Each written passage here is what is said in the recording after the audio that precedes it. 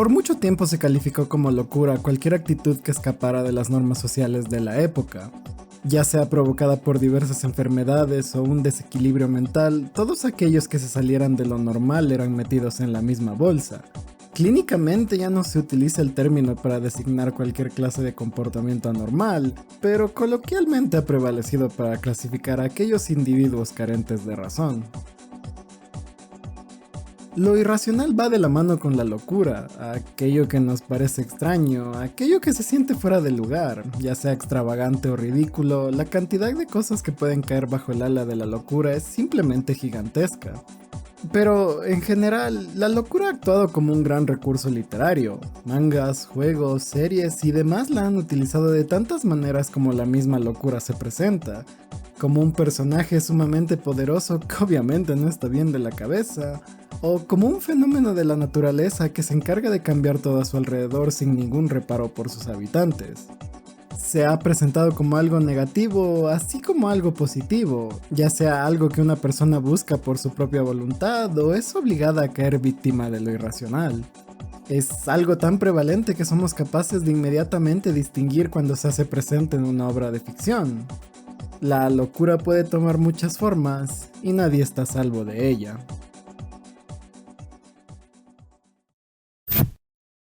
This is amazing! Even the Devil Boy is no match for it! Interdimensional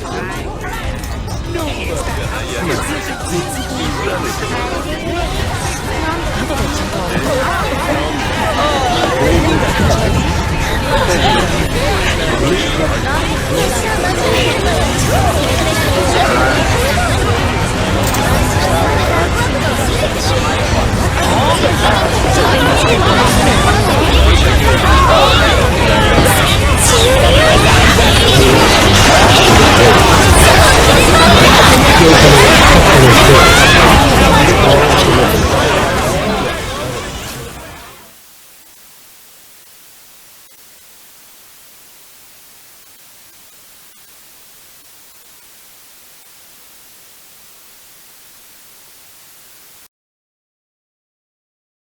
Quizás uno de los primeros exponentes que tuve la locura en mi vida fue con Soul Eater. En este mundo la locura existe como una suerte de fenómeno mundial, donde toda persona es capaz de caer en ella con el incentivo adecuado. Aquí se explora un aspecto fundamental de lo irracional que en ocasiones es pasado por alto. La locura puede nacer de cualquier fuente. Locura nacida del miedo. Locura nacida del orden. Locura nacida del conocimiento. Locura nacida del poder. Locura nacida de la ira. Y, por supuesto, seres con el poder suficiente como para crear su propia onda de locura, con efectos tan variados como ahogar a sus víctimas en pesadillas o volverlas completamente indiferentes a su propio bienestar. Seres tan poderosos que su propia existencia conduce a las personas a la locura, ya sea que tengan esa intención o no, donde su presencia se vuelve indistinguible de la demencia, convirtiéndose en faros primordiales para expandir lo irracional por el mundo. Todos los caminos pueden llegar al desequilibrio. Acciones nacidas de buenas intenciones, como lo es mantener el orden en el mundo o adquirir mayores conocimientos en pro del bienestar común, fácilmente pueden derivar en una sombra putrefacta de lo que originalmente aspiraban a ser. Aquellas metas se convierten en su lugar en detonantes para conducir a quienes las buscaban en agentes de la locura. Una locura tan fuerte que prácticamente insensibiliza los otros sentidos, donde una persona cede ante sus deseos sin ningún control, sin distinción entre el bien o el mal. Tal vez como un reflejo de la vida real, hay individuos más propensos a la locura que otros, ya sea por su estado mental previo o la activa decisión de buscar este extraño placer de la vida. Existen personajes capaces de convertirse en psicópatas gracias al más mínimo estímulo de locura a su alrededor, o en un diferente caso, aquellos personajes que simplemente toman la locura como una herramienta para alcanzar un objetivo mucho mayor, cayendo inconscientemente en esta demencia. A su vez, Soul Eater presenta uno de los rasgos más importantes de la locura en general. La locura es contagiosa.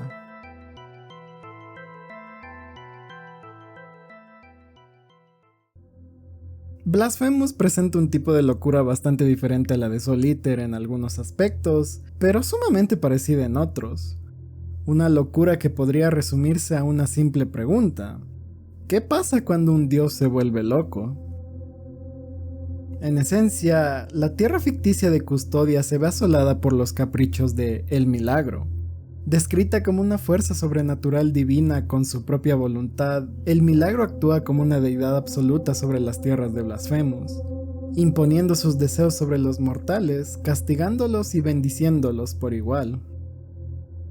Las manifestaciones del Milagro son muchas y diversas en forma, otorgando castigo a un hombre consumido por la culpa, originando a un ser nacido de 3 hermanas luego de pedir su condolencia, torturando a una doncella que solo rezaba por el fin del sufrimiento ajeno, y, sin siquiera pedir por su ayuda, regresando a la vida a un simple penitente sin nombre.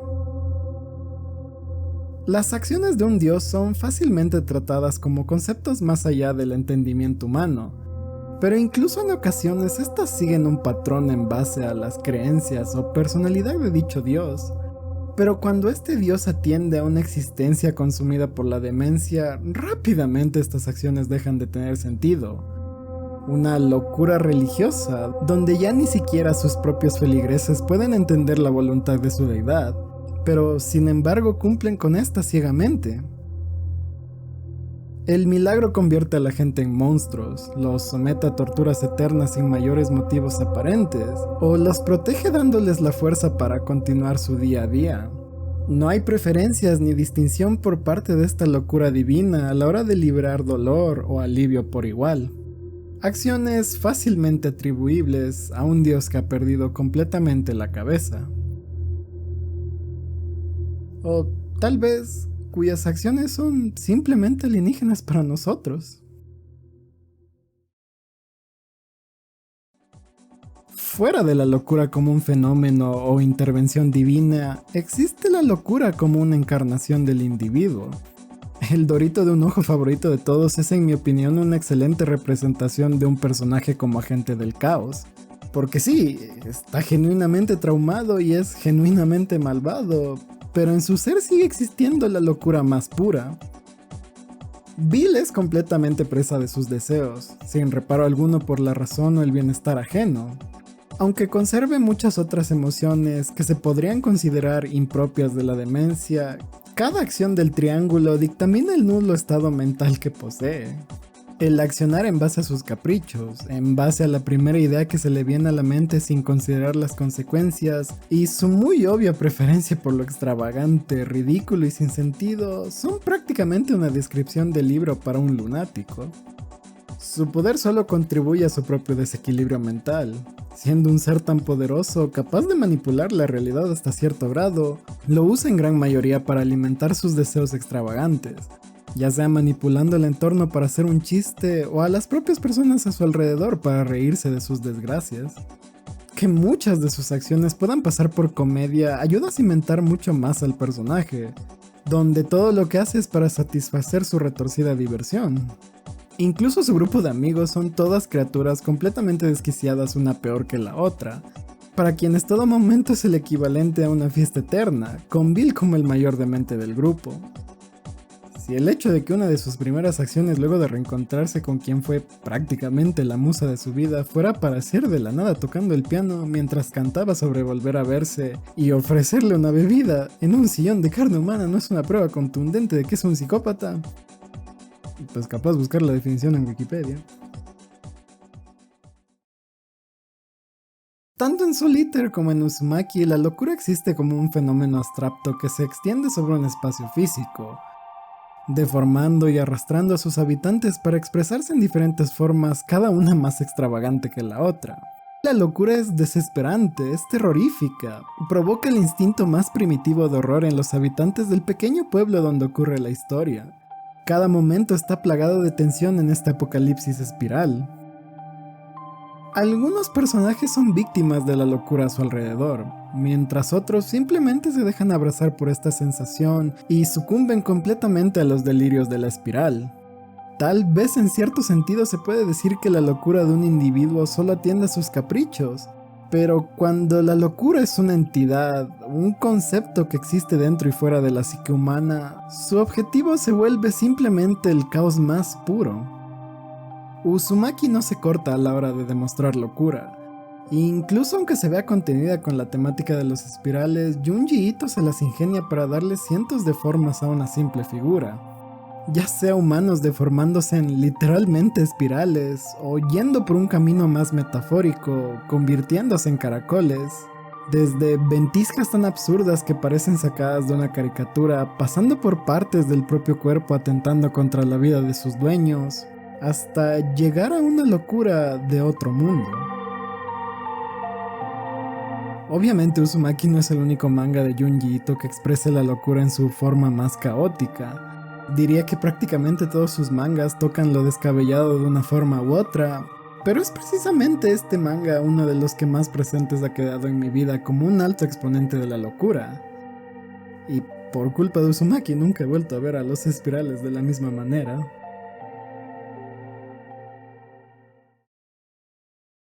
¿Qué es lo que queda luego de explorar los límites de la demencia dentro de la mente de las personas? Una locura que trasciende todo en este mundo. Cuando la mente humana presencia algo tan aborrecible, tan superior, tan inentendible que lo único que le queda es convertirse en un cascarón vacío de su antiguo ser. Cuando por un breve momento es capaz de comprenderlo todo, cuando su raciocinio se eleva mucho más allá de las capacidades humanas, solo para regresar a su diminuta mente mortal con la misma velocidad. Ecos rotos de lo que vio todavía habitan en su mente, ya sea para volver a entenderlos o para olvidar por completo, hará lo que haga falta para cumplir con su objetivo. Nada más importa. Todo es descartable, ni los mismos dioses tienen un decir en lo que ocurrirá. Eso es una locura en los aposentos del horror cósmico. Tal vez más allá de los monstruos con tentáculos de proporciones bíblicas, o las realidades alteradas sacadas de un sueño, un componente sumamente importante para el horror cósmico es el sentido de impotencia.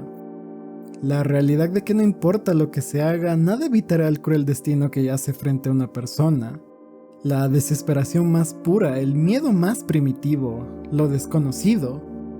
Cosas más que suficientes para volverse completamente loco. Aquella locura tan fundamental, tan ridícula, tan carente de sentido. Ya sea la causa o el resultado, la demencia va de la mano con este género. ¿Por qué habría de tener sentido? ¿Por qué habría de tener un motivo? ¿Por qué habría de tener un objetivo? Simple y llanamente existe, consumiendo la sanidad de todas las personas a su alrededor. Está en los monstruos que solo buscan consumir carne. Está en los monolitos que murmuran calmadamente sin cesar.